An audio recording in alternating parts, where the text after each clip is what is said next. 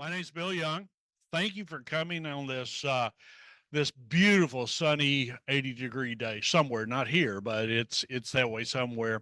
Again, we're really excited that you're here, and in particular, I'm excited to introduce my friend Dan Batsie. Dan is the Deputy Director for Public Safety in the state of Vermont. I think I got close to that, but Dan and I seem to chase each other on the speaking circuit. We both do COA site visits. And the thing I like about Dan is that I have given him a nickname, and he's a positive disruptor. When he is done today, he's going to make you think. He may make you angry. He may make you look at things a little bit different. But the key thing here is that Dan will make you think. And when he's done, please come up and pick his brain because we're really lucky to have him. Incredibly busy man. So, Dan Batsie, welcome to Kentucky.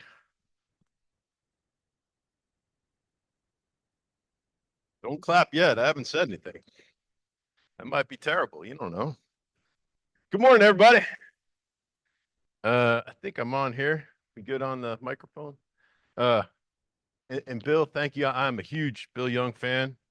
Um, I think he represents everything right about EMS and the spirit that I hope that you will see in this talk as well this morning. I am Dan Batsie, and I am the Deputy Commissioner of Public Safety, but that and $2 will get you a cup of coffee at Starbucks or something. But I am very pleased to be here, and I especially appreciate that you brought a little snow to Kentucky here to make me feel welcome, coming from the great state of Vermont.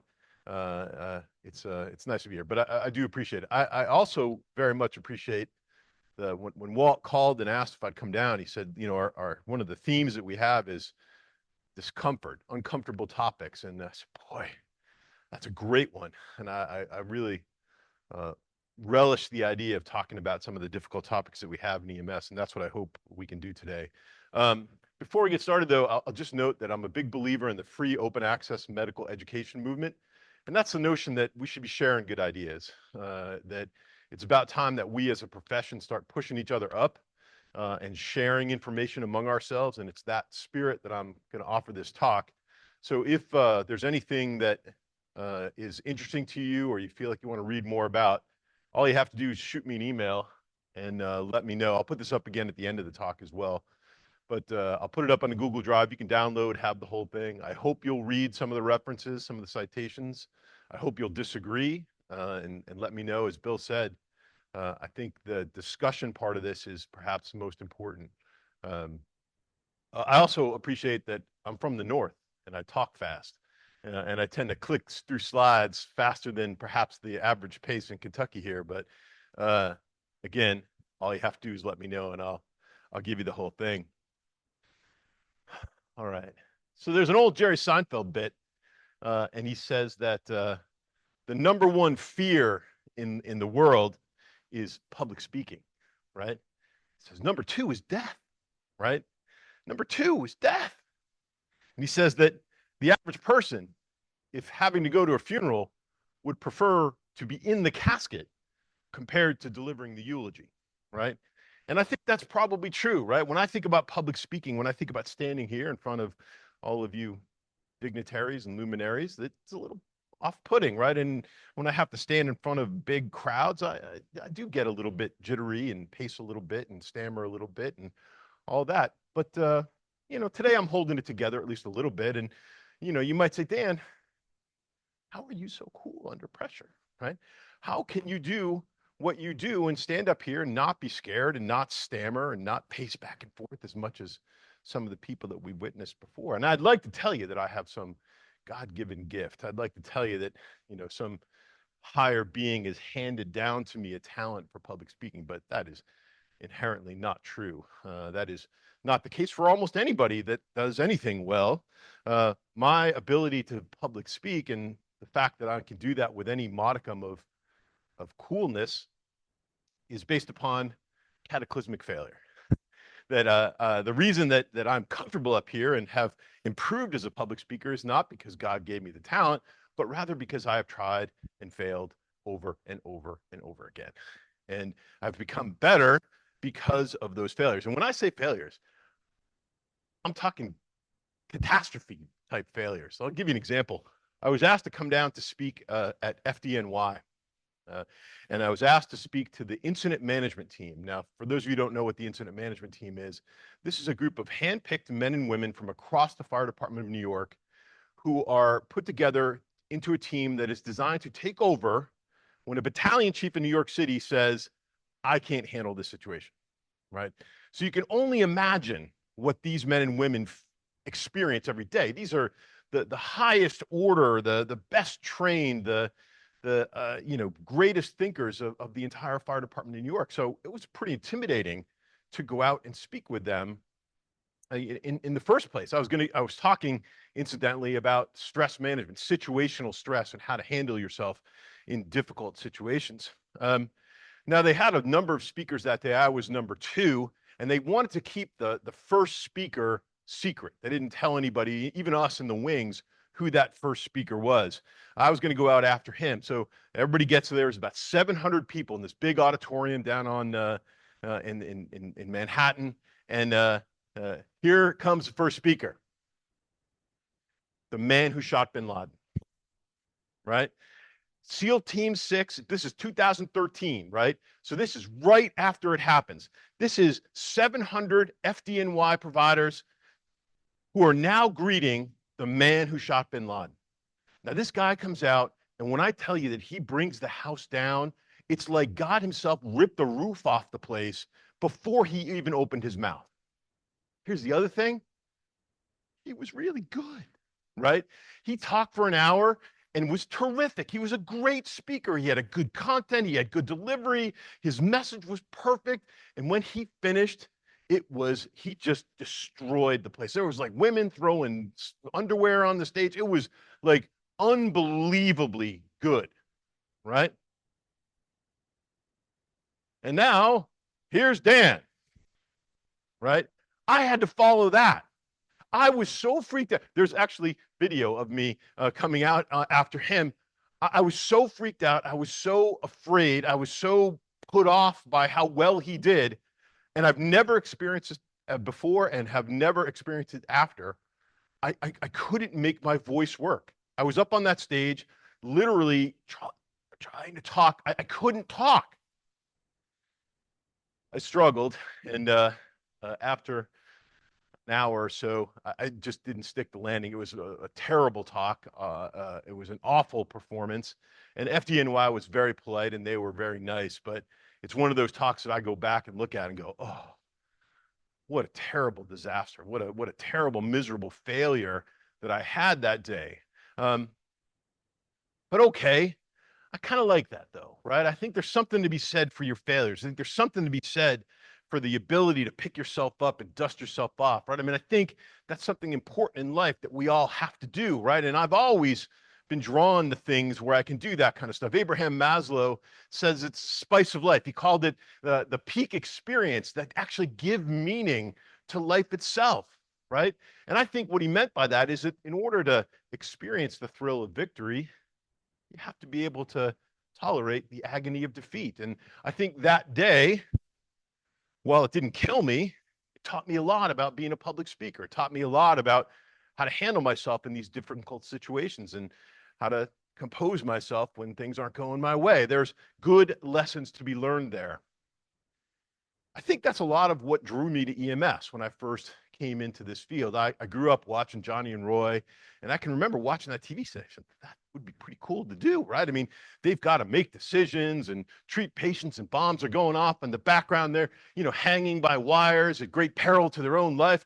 That would be a cool profession. I wanted to defibrillate people and, put my life on the line in the pursuit of being an excellent provider. And you know what? It was true. My first call ever in EMS, I literally walked in the door, had my bag on my shoulder. I said, hi, I'm Dan. And they said, come on, kid, let's go. I jumped on an ambulance, 48-year-old woman in a full-blown anaphylactic reaction, ends up arresting. I've been on the job 15 minutes. I'm going 85 miles an hour down this country road, taking care of this lady with pink broth sputum everywhere. She's in cardiac arrest. I said, holy cow, this is for me. right? This is what I want to do. I can remember when I was a kid, I grew up watching the Boston Celtics. Now, Bill Russell's before my time, obviously, but Bill Russell was a famous Boston Celtic. He wrote a book, and I read his book when I was a young man, and I remember him talking about these states that he would find. He would say that every so often in a Celtic game, he would elevate up to almost a magical place, something that was different than ordinary play. He would say that things would slow down into almost like slow motion. He would say that he'd be able to kind of anticipate what would be coming next. And I can tell you, I found that in EMS. Maybe on that first call, I didn't understand it, but I can tell you that in subsequent calls, especially, a couple of months after working in the field for a little while, I can still remember this one call. When I first started, I was a lousy paramedic and I was making mistakes and fumbling all over the place. And people were having to correct me and show me how to do things. But I can remember this one multi-systems trauma patient. This guy was all kinds of stove up. He had chest injuries and airway injuries and shock and all this kind of stuff. And I can remember, although it was really complicated and the guy was in terrific danger, I mean, he was life-threatening injuries, things were just kind of clicking. And I can remember how they started to click. And I started to say, okay, we got his airway. Good. Let's go. Let's move on. Let's take a look at his chest. His chest. Okay. Now we're moving on. And it was sort of like what Bill Russell talked about, where things were kind of slowed down a little bit. I was sort of being able to predict what was going to happen next. I was kind of thinking about how the call would go, almost as if I was looking down upon myself. And that was the first time that ever happened to me. And that was a pretty powerful moment because I can remember after the call, after I came to and kind of said, oh, boy, do I have to pee. I also started saying to myself, I could do this, right? That I found that I had the capability, that state, that elevated state. Maslow called it an autotelic state. That autotelic state brought me to a place where I said, yeah, that's what Russell was talking about. That's what I found in EMS. I went home that night and I can remember looking in the mirror going, yeah, I'm a paramedic. I figured it out, right? I'm proud of the work I did today. I'm proud of how difficult that call was, how dangerous that call was, and how we gave care to elevate him out of that dangerous spot, right? I, that day, perhaps for the first time, truly identified with what I wanted EMS to be. And that was an important part of my development, my career. And I think most of us have had that. I wonder if you think about it, if you didn't have a similar moment. I think most of my colleagues do. My wife, I've been married to my wife for almost 40 years now, and she's been with me my whole EMS career. And she's only ridden out with us one time. One time she's on the ambulance with me. This is when I was a new paramedic in Syracuse. She came with us and rode a 12-hour shift. And as God is my witness, I'm not making this up. On that 12-hour shift, we had a shooting, we had a stabbing, we had a peds arrest, and we had a full-blown adult arrest. 4 calls, 12 hours, that's what we had, right? Now, I was pretty concerned because she's not a medical person. She wasn't a clinician of any sort, and she's never been exposed to that kind of stuff. And that's a pretty heady day. I mean, that's the smorgasbord. That's the buffet sampler of the horrors of EMS. I mean, she saw the tragedy of man, the evil that men do. She saw the devastation of kids dying and all that kind of stuff. And I was thinking to myself, this is going to be a tough day for her, right? I may have to roll out some PTSD debriefing kind of stuff that's going on here. I've got to check in on her. And I can remember at the end of the day, I was steeling myself for the conversations that I would have to have. And, I was kind of half expecting her to be curled up in the fetal position in all the trauma and tragedy that she had faced. But you know what she said to us at the end of that shift? Can I come back sometime? You know what we said to her? No, no, you can never, ever come back here ever again because Satan will somehow crack the earth open and take the sun into the Helen. But regardless, right? She's never rode again. But the point I'm making is that all of that complexity, all of that challenge, all of that danger and tragedy that she saw didn't push her away. In fact, as a snapshot moment in time, what it did for her was say, wow, this is great. I want to do this more. And I think sometimes we've forgotten about that. I think sometimes that's a tool that we can use in EMS. Now, make no mistake, I think that PTSD is real. And I think that there is a tipping point that most of us face where too much is too much, right? Where the cumulative nature and sometimes even just the short burst nature of the terrible, horrible things that we see are too much for us. And I don't mean to diminish that in any way.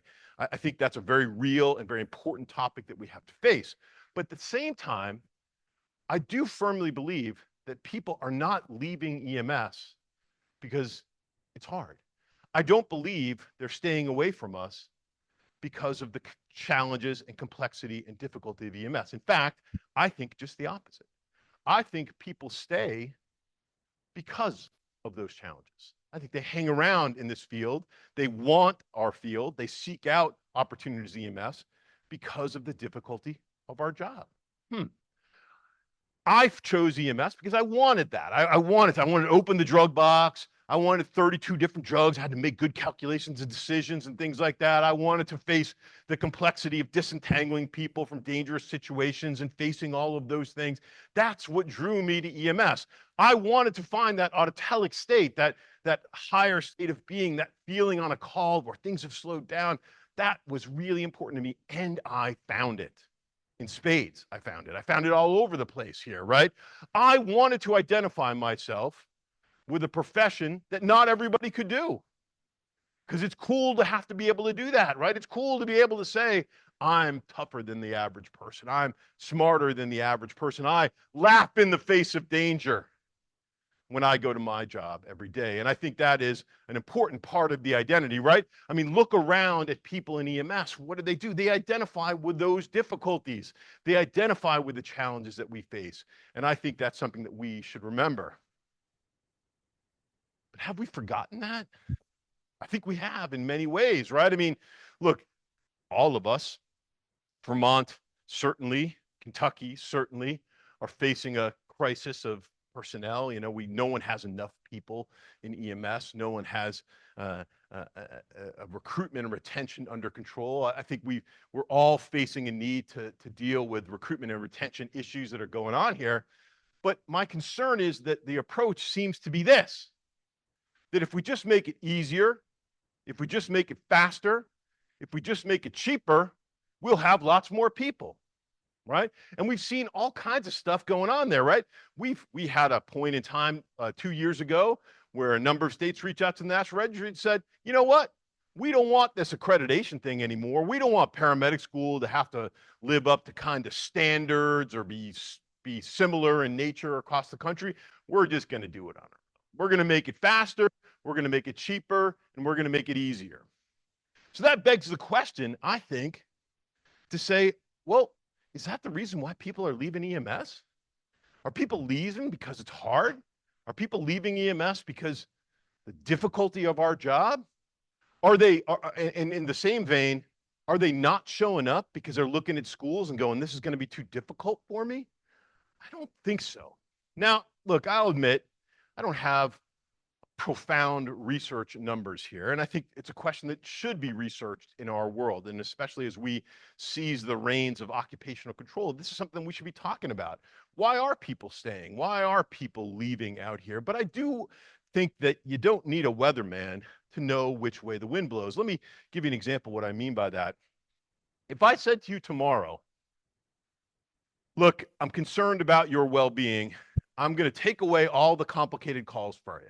Right? No more trauma, no more critical medical patients, no more difficulty. I'm just going to have you do the dialysis runs back and forth all day long. That's really easy and fast and cheap. Go ahead and do that. Would you stay in EMS? No, there'd be nobody left if we did that, right? What's keeping you in EMS is not the easy stuff, it's the difficult stuff. And I think we've got to remember that. By the way, if you want some research, we could turn to our nursing colleagues and we can look at what's keeping them away. They've done a lot of research on this front. When you look at the areas of highest need in the nursing field, it's not critical care nursing. It's not ICU nurses, right? It's the lower end of the thing. It's nursing homes. It's the places where they have said, let's make it fast, let's make it cheap, and let's make it easy. That's where their biggest shortages are. And again, that's universal across the country. And by the way, when they drill down and they ask why those shortages occur, there's some really important language here. This is from the nursing groups themselves. Lack of respect, right? What's missing in that CNA's job? What's missing in that LNA's job? Identity. They're identified as the cheap, easy people. They're identified as the ones who don't know as much as everybody else. So what do? They go get their BSN and go to work in the ICU, right? They're seeking that identity. They're seeking that difficulty, and that's what keeps them around. I think it would do us well to remember that. I think it would do us well to consider that it's cool to identify with difficulty. Look, I have a friend who did an Ironman triathlon like 20 years ago, by the way. I don't think there's a person on this planet that he has met where he hasn't introduced himself and said, "Hi, I'm so-and-so. I did an Ironman," right? Every single person, every year, people stream into Vermont to do the Tough Mudder at Stratton Mountain. This is a giant mountain of mud, and they crawl under barbed wire and carry logs up the hill and all this kind of stuff. There's no reason to do that other than to identify with the difficulty of having done it, right? They're getting a t-shirt that says, "I did it." There's an important identity of being a triathlete. And by the way, you know what a triathlon is, right? You got to run for like, 3 hours, and then you got to bike for like 3 hours, and you got to swim. You know what happens when you have to go to the bathroom and you're in an Ironman triathlon? You just go, right? And yet people are swarming to do triathlons and soiling themselves all the time just for the sake of wearing the t-shirt. Don't tell me that people don't want to be associated with difficulty. Don't tell me that people don't want to identify themselves as having overcome challenge. I think that identity is powerful, and it's a powerful drug that we can harness. If you look at why people join these groups, I went to Yemen when I was a young man, and I was there, and this is right at the time when Al-Qaeda was sort of rising up. And I was talking to a Yemeni doctor who was a really great Islamic friend of mine. And he was saying, I said, we were talking about fundamentalist Islam. And he said, and I asked him what was going on there. And he said, "Do you really think these people are Islamic scholars, Dan?" He was scolding me, saying, "Do you really think these people don't even know how to read, right? They're not joining Al-Qaeda out of any kind of religious altruism. They're joining Al-Qaeda because they want to be the toughest kid on the block. They're joining Al-Qaeda because when they do, they get the identity of being the baddest MFer in the valley." And he was right, right? Because that's why they join gangs. That's why they do any of that stuff. We are motivated by wanting that kind of identity. And I think we have similar motivations in EMS that we could harness if we did it the right way. Interestingly enough, I'm looking around the room here, and I happen to notice that some of you are wearing EMS paraphernalia, right? A couple guys wearing a t-shirt, a couple people wearing job shirts. Maybe you guys are captured paramedic students, and I don't blame you for that. That's okay, right? But, if you go to a conference and walk around, you'll see people wearing uniforms. Now, that must mean that you have an ambulance outside and you're prepared to respond to calls. That's why you're wearing a uniform, right? No, it's not right. You mean you're wearing your uniform for another reason, right? You mean you're wearing your uniform because you're proud of the identity of being a paramedic, of being an EMS provider, of being a firefighter? I think that's great, by the way. I'm happy that that's the case. I'm happy that we can harness that. I'm happy that you, when you think of yourselves as associated with a difficult profession that makes you something bigger than if you didn't have that in your life. That's something that's very powerful, right? And if you think about why people show up to do stuff, that's a really essential component. There's some sociological research out there that talks about volunteerism. And by the way, this is not just public safety volunteerism. This is volunteerism for anything, libraries and little league teams and stuff like that. They say, why do people show up? And the research would indicate that there's about 6 categories of rationales that people have for volunteering for stuff. And they can lump all these different things into categories. So, the first couple are like values. I want to help my neighbor. There's some people who join for career purposes. I want to volunteer as an EMT because someday I want to work as an EMT. That's certainly a pathway. There's some people that just want to learn something new. You become an EMT, you get that big textbook. I always wanted to learn, what naked people look like in the back of the book when they're injured. Like that's kind of a thing that's going on there. But, there's a lot of other pieces here which are about social and filling holes in your ego. The last two, protective enhancement, for people who have low self-esteem, probably like myself, it's pretty rewarding when I walk in the door and the first thing that everybody says to me is, "Oh my God, I'm so glad you're here." Right? I think there's powerful motivations there. And by the way, when you look at public safety, EMS in particular, we got all that stuff, right? Check. We can help you with everything. You want to learn something new? I got a big book. You can come to Bill and take his class. You want a social stuff? We're doing a chicken barbecue at the end of the year. All this stuff. We check all these boxes off. But what's really interesting is how important some of those elements of identity are, right? When you look at why people volunteer, they fill holes. They fill things that were missing for their lives by being a volunteer. And by the way, I think volunteerism absolutely translates to the next level, right? I mean, if you look at in Vermont, 99% of all paid personnel at one point or another had a volunteer opportunity in their life. So we're translating it out, right? So these same motivations are what's drawing people in, right? People are joining us to fill that Maslow's hierarchy, the really base psychological needs of human beings, right? What are they? They want to belong. They want esteem. They want self-actualization. Well, we can give them those things. We offer that in everything that we do. We have that opportunity here. And I'll tell you, it's what's held us together for years in EMS, right? It's why people have come to be firefighters and EMTs and cops and everybody else, right? I think it also gives us an opportunity to overcome some of the really difficult things that challenge us. Look, there's lots of different people out here. I was a Marine, and I can remember sitting on the quarterdeck in boot camp, and the drill instructor got us all together just like this, and he said, "Today you're all green." And that's a relatively blunt instrument in very typical Marine Corps fashion, but there's some really, really important nuance there, right? Because what he was saying that day was, I don't care if you're black or you're white. I don't care if you're Asian or Puerto Rican or anything else. He was saying, today, I'm giving you an opportunity to identify as being a Marine. And I think we have that identity opportunity in EMS all over the place, right? We have a lot of different people. We have a lot of different challenges. We have a lot of different focuses coming in the door.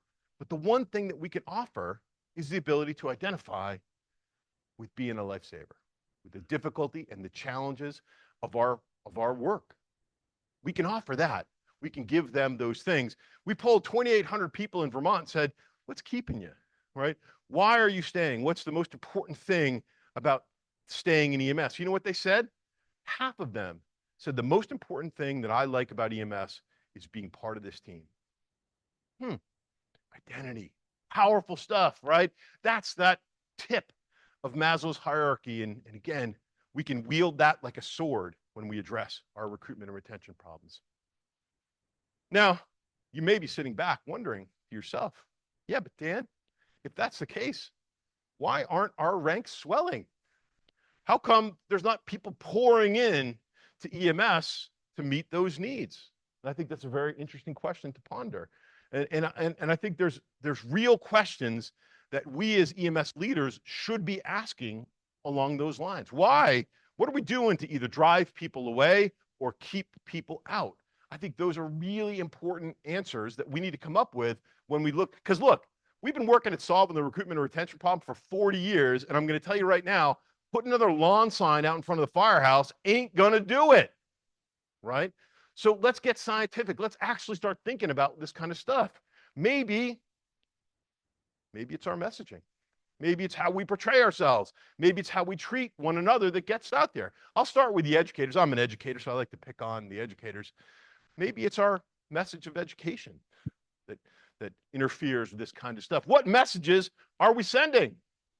Michael Csikszentmihalyi wrote a terrific book. It's called Flow. And flow talks very much about that autotelic state that Bill Russell described that I was mentioning earlier. And he talks about how do you get there. One of the things he says is, if you really want to get to the autotelic state, whatever you're doing has to be about 4% more difficult than you're capable of, right? You got to be able to reach up there and grab that brass ring, right?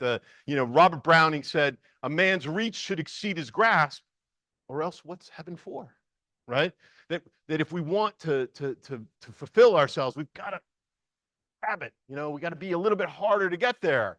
And by the way, it's not just the poets that say that. There's a lot of science that says it too. Pooja Agarwal wrote a terrific educator's book talking about the science of brain learning, talking about what's the best way for students to retain information in education. And she didn't say make it easier. She said make it harder. Right? She talked about desirable difficulty, that if you want those paramedic students in the back of the room to retain anything, you got to get their little monkey brains functioning to make them work for it. They've got to work hard to get the information. And the harder they work to get the information, the more lasting, the more usable that information will be in the long term.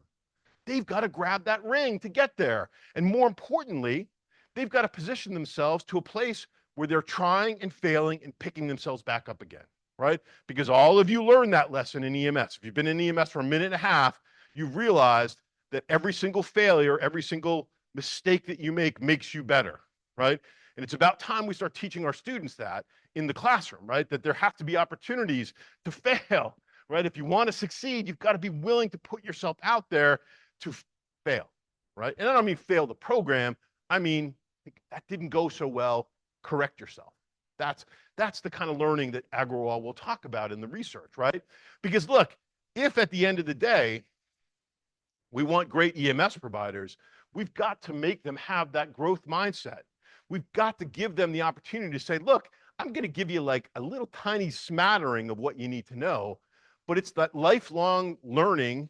It's it's what happens next that makes you great, right? It's the ability for you to say, I'm not done. I need to continue learning more. I need to continually get better. That will make you a great EMS provider. And that's the ones that we want out there. That's the greatest people in the world. Look, I've gone to a lot of peds arrests out there. I've been to many myself. None of them came with drugs laying next to the patient, right?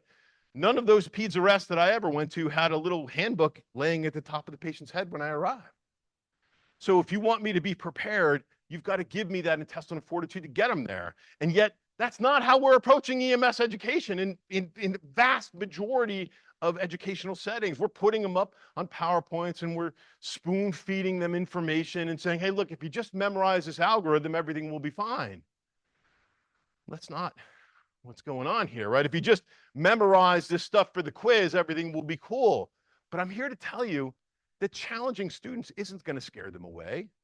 Making your education a little bit more difficult isn't going to keep them out of it, right? Boring them to tears will, right? So I think that message is pretty important. I think there's also a more insidious message, though, and it's not just the educators that do it, but they play an important role.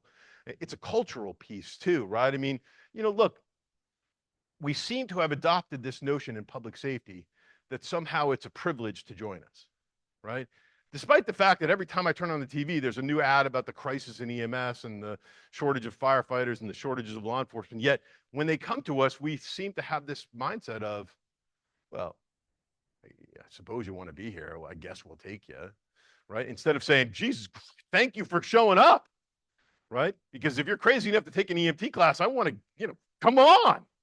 That should be the attitude that we have, but it's not, right? We turn them loose into classes where we yell at them and we're mean to them and we put them down. We say to them, you have to earn your way into this field. You got to take your lumps, rookie. I don't know. I don't think that's what we want to go. Now, look, I get it, right? I understand that when I bring a new initiate into this world of EMS, I want them to understand that this is not a simple thing. I want them to face the difficulty and the challenges of this field. Again, I think that's an important identity that's really significant. But I also don't want to forget the key. And the key is, especially for those paramedic students, right, that they've got to be able to be willing to take that risk, right? Now, I'm not saying everybody has to get a trophy. Far from that. But they have to be willing to go out to the end of that diving board, right? They have to be willing to speak up. They have to be willing to take a chance, to innovate, right? Because the opposite of that, and by the way, when I come out here, the value of this talk is you might hate me, right? And you might boo me off the stage. I understand that risk, and that's something that's important to me about doing this kind of thing, right? But I also have a notion of contributor safety. You're not going to be that, right? And that's what those students have to understand too. I want them to feel comfortable enough coming in the door that they can be the person that we want them to be, right? And we as leaders, we as educators have to be that safety net for them. We have to offer them that comfort zone where, look, if you take a chance, it's okay, right? If you fail, it's okay. We're going to work with you to help you out. And how do we do that? It's you. Baby, it's you.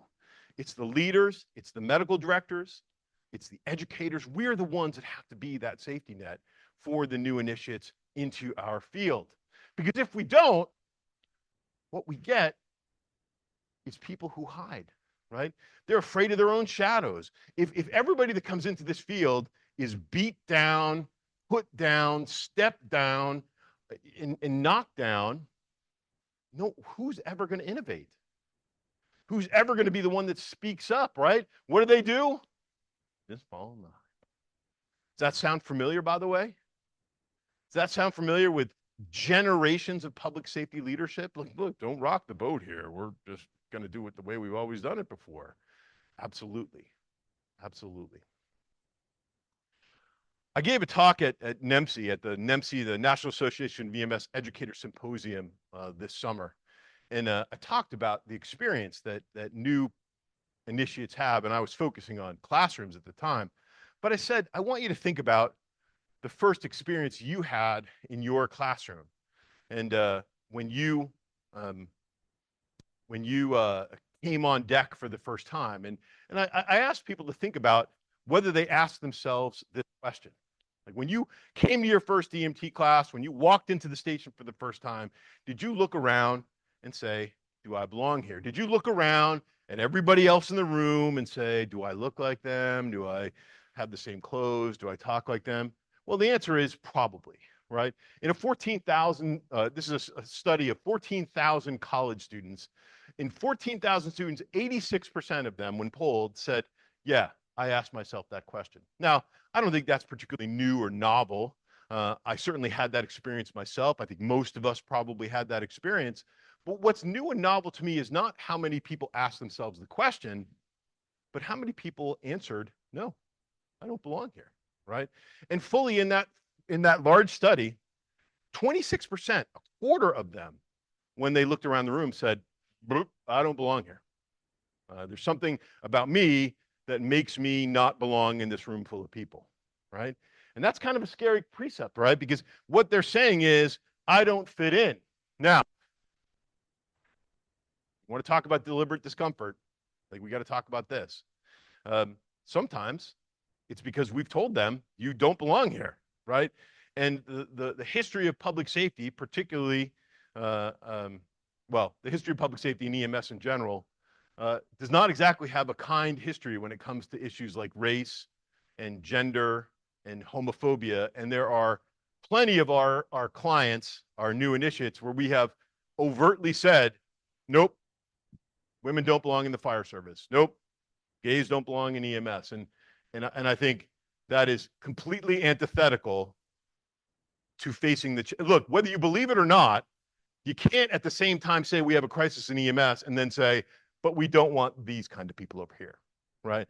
As a systems guy, as a deputy commissioner, I go, look, I want you to be able to do the job. I don't care if you're blue, green, doesn't make any difference to me. Do the job. That's what I want, right? And I think in a crisis state, I don't care what your moral underpinnings say. We need people, right? But okay, I think there's more than that, of course, right? And I think there's a whole ethical conversation to have here. But look, we got to face it. And maybe you're saying, Dan, I think it's hypocritical of a 53-year-old white guy to be standing up here talking about this. And you might be right. But I do think if we are ever going to solve some of these systemic issues, there needs to be more 53-year-old white guys up here talking about this. But that's a talk for another day. But the point I'll make is it doesn't have to be true, right? And that when people look around that room and feel like they don't fit in, sometimes it's just perception. Sometimes it's just their own brain saying, I don't fit in here, right? They're looking at a variety of different things, and maybe they just pick out one thing and say, I'm too old, I'm too young, I'm too short, I'm too tall. It doesn't matter. But if those words come into their brain, I don't fit in, those words have serious power in them. And by the way, this is not a new concept. If you want to deep dive it, you go and look at in-group, out-group theory or social identity theory. These have been researched for, since the 70s. We can talk about how this impacts student performance.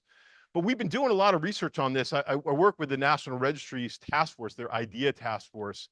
And we were going around and we actually interviewed people. And by the way, I'm not going to show you the video, but we put up a bunch of videos designed for preceptors. And you can go to the IDEA task force website and download the videos. But we talked to existing EMS providers at conferences. And one of the people that we talked to was a woman. I don't think it's going to run here, but let me just try and see. See if I can do it. Yeah, I don't think it's going to run. Well, that's okay. We talked to a woman named Loretta Mooney. And Loretta Mooney was a preceptor from Austin Traverse County EMS, a big EMS agency. She's a preceptor, so she'd been there for 4 or 5 years and pretty well-respected person. We said, did you have this thought about not fitting in? And in a 90-second interview with her, she said 3 times, I think about it every day. I think about, it's always in my brain how I don't fit in here. And not only that, but she broke down in tears in the interview that we did with her, right? So it's powerful stuff. And when a person looks around and feels like they don't fit in, they have this concept called, it's called hypervigilance, which means it stays in their brain. And that sensation of not fitting in occupies cognitive learning space. It occupies space that we need to put other stuff into, right? If you want to make a good provider, they can't be thinking about that every single day, right? And I may not be an expert, but I know a thing or two about training a good paramedic. And I can tell you that it's probably some combination of these 5 things, right? That if you say, how do you make a good paramedic, Dan? Well, you got to have some self-efficacy. I mean, we're putting them out there. They got to be confident in themselves. They've got to have some creativity because plan A doesn't always work. And then, they've got to have some perseverance and resilience because plan A doesn't always work. And most importantly, as I mentioned before, they've got to have that mindset of I'm going to learn from my mistakes. Those are important things as well. But when they're hypervigilant, when they start thinking that they don't fit in, what we're doing is turning all of those things off. Just think about your classrooms that, if you feel like you don't fit in, you want to hide. You don't want to take any risks. You don't want to ask any questions. You want to put yourself in the back of the room where nobody can see you and just kind of disappear. Well, that's not the recipe for making a good provider. That's not going to give them the identity that we need. When they feel like they don't fit in, there's a concept called the cycle of validating perceptions that set in, which is basically like an echo chamber in their brain that says every time I fail, it just proves that I don't belong here. Every time something goes wrong for me, it just says, see, you don't belong here. And most importantly, and what's tragic, is that many of them will fail simply because they say, well, if I don't belong here, why should I even try, right? And as the educators in the room can tell you, that's the fastest exit for any student going out the door. But look, I can squeak them a lot by. Oh, and by the way, the very, very important message they leave with is that fixed mindset. Like, see, I don't belong here. Nothing I can learn anymore. I have what I can get. I'm going to stay where I'm at. That's the dangerous piece. But, look, Bill's a pretty good educator. He could probably squeak a few of them by that registry exam. And then they come out to our profession. And if they come out to our profession with that fixed mindset, I don't need to learn anything more. I can't be told anything. I can't learn from my mistakes. What we get are those people who are afraid to ask questions, afraid to fail. They lack perseverance. They're unwilling to challenge the norm. They're unable to innovate. And we got plenty of those people out here. Those are the people, like the kids playing baseball, who go out to the outfield and say, geez, I hope the ball doesn't get hit out here, right? Why? Because if the ball gets hit out here, I'm only going to embarrass myself because I'm not a very good baseball player. The growth mindset, it says, hit me the ball. And sure, I might drop it, but if I drop it, I'm going to learn, I'm going to get better. That's the ones that we want. We got plenty of these guys. Let me give you an example. I took my first EMT class in 1988. And if you would have asked young Dan in 1988, what are the 5 biggest problems EMS is facing? What do you think Dan would have said in 1988?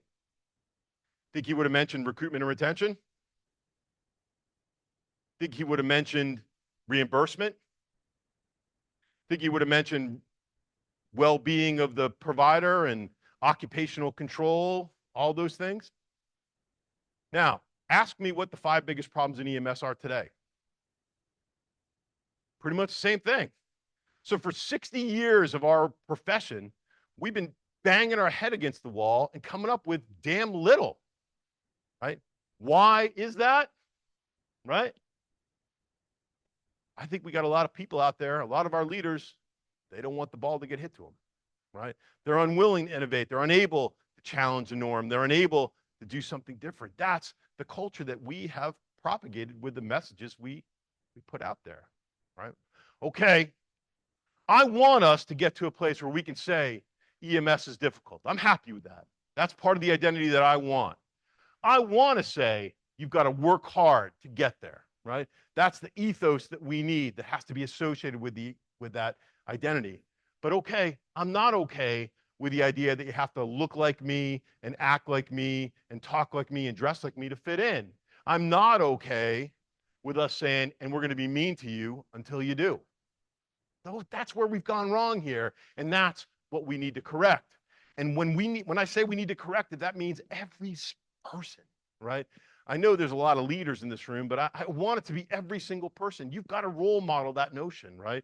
We've got to control what that identity looks like. And we've got to set that example going forward.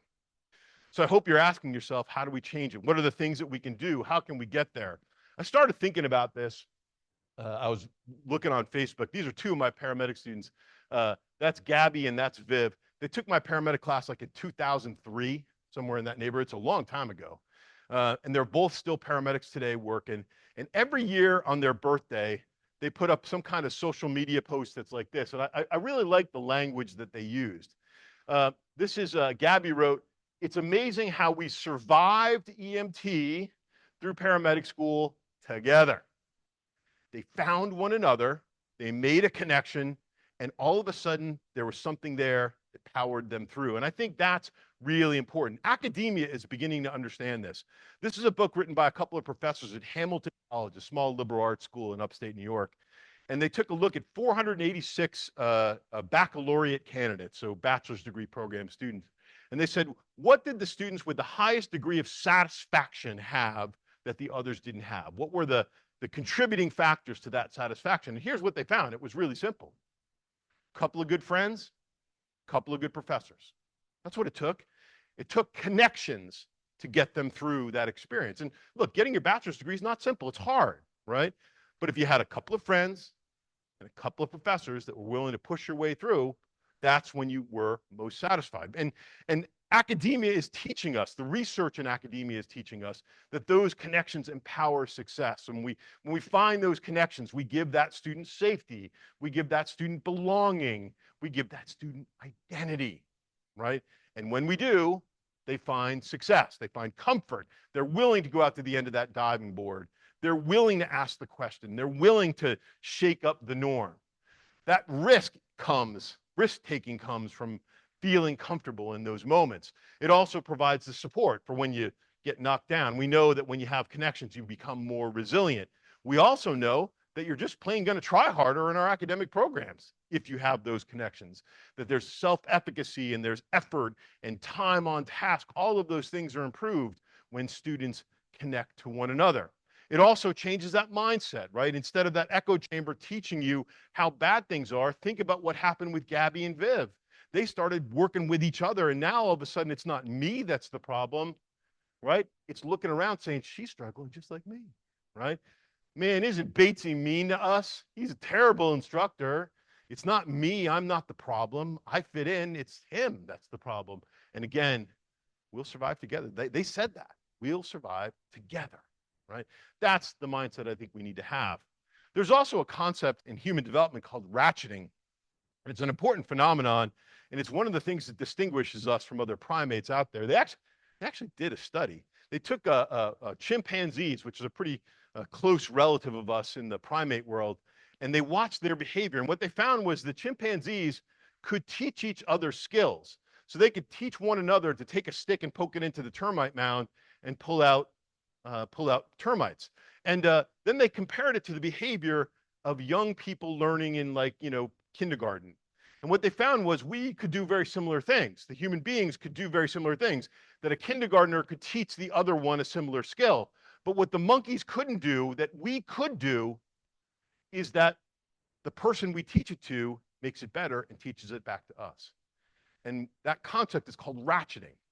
And most sociologists will attest to that ratcheting effect as how human innovation has evolved, right? That once we started to bring people together into communities, that spirit of ratcheting, that ability to innovate by making ideas better with one another, tipped it over, right? The last 100,000 years of human evolution have accounted for like 99% of all innovation. And it's associated with our move to communities, right?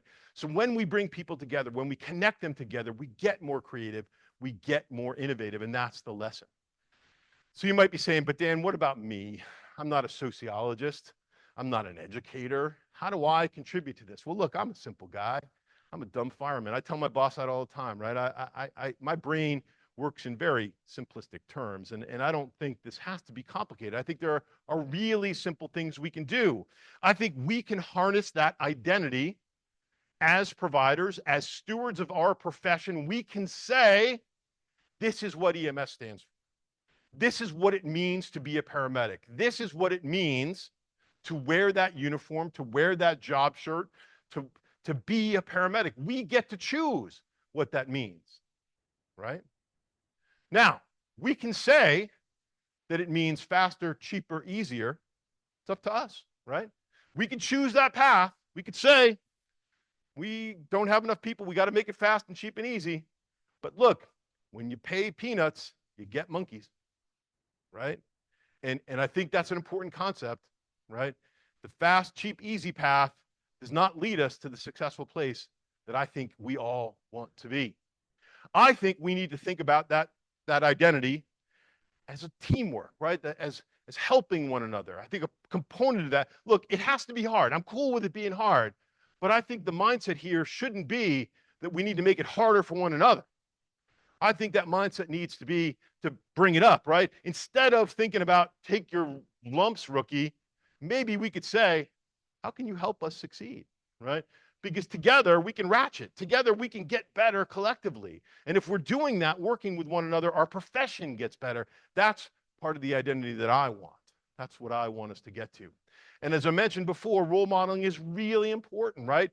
That the people in this are not going to get that from educators and chiefs. They're going to get it from the people around them. So it's all of our jobs to be the kind of person we want to deal with, right? To be the kind of person that was nice to us, that helped us, that mentored us, that coached us.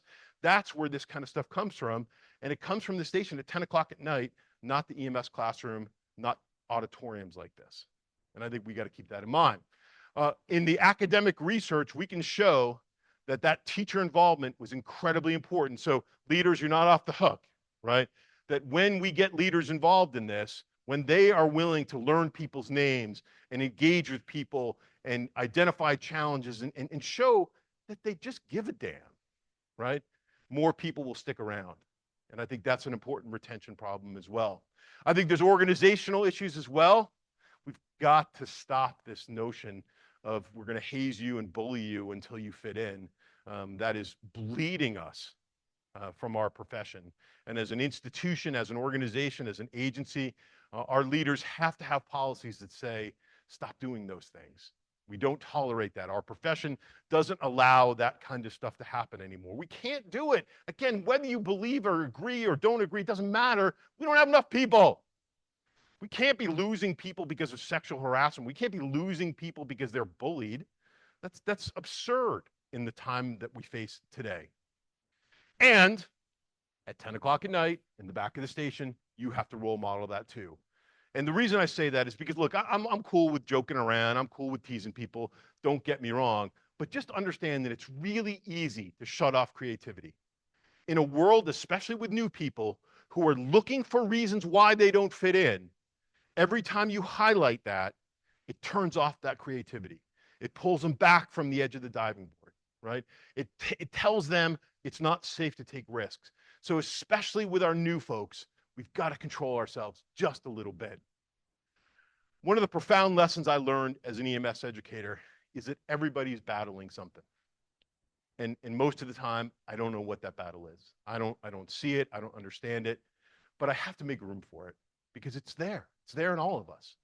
And I think just a little bit of patience, a little bit of compassion, and a little bit of understanding from all of us amongst ourselves, right, inward in our culture, will go an awful long way to create the kind of identity that we need. There's a notion called, look, I'm all for organized mentoring. I want you to have FTOs. I want you to have that kind of stuff too. But there's opportunities all around us to just be helpful. To just, instead of saying, I need to be mean to this kid today, say, hey, let me show you around, or let me welcome you here, or let me talk about what's, how I struggled. There's little tiny micro opportunities in front of all of us. And if we just took more advantage of those things, this profession would be a lot fuller of people than it is. Perhaps that identity can be one of just saying, let me help you. Let me bring you in. And because when you do, we're all more successful, right? After all, we don't have enough people. So how about we extend that welcome mat? Now, look, I'm not saying everybody should get a trophy. You won't ever hear me say that, right? When my daughters were little, I have two daughters. They're both old now. But when they were little, we would take an annual pilgrimage to Mount Washington. We'd climb Mount Washington. Mount Washington's a 6,000-foot peak in the New Hampshire. And it was really important to me. When each of them got old enough, we did this. And we'd climb the mountain. Climbing Mount Washington's hard, right? It's the day long of hiking up a big mountain. And it was hard. And it was, I'm sure my daughters will have much work in therapy over the years of me talking about Marcus Aurelius and Epictetus and, Stoic philosophy as we climbed a mountain. I understand that, but it was important to me because the message I wanted to give to them early on was that the mountain doesn't care, right? If you're climbing this mountain or not, the mountain's still going to be there, right? That if you want to get to the top of this mountain, it's not about what the mountain wants, it's about what you want inside. And I think that was an important allegory for life, right? Life doesn't allocate for what you deserve. Life doesn't care what your dreams are. And it's harsh, and I wouldn't say that to a 13-year-old kid, but it's true. And I think that's okay to say in EMS. It's okay to say our profession is difficult. Our profession is hard. Our profession is complex and it's full of challenges. It's okay to say that. But at the same time, the message that we want is that it's not about getting to the end, it's about the climb itself, right? The summit's great. I'm happy that you get there and I want you to have great success. But understand that the identity is less about where you end up, but where you are today, right? It's that complexity that makes you truly successful at the end of the day, right? Because at the end of the day, you climbed a mountain, right? And at the end of the day in EMS, when your career is over, you climbed a mountain. And look, I know there's challenges.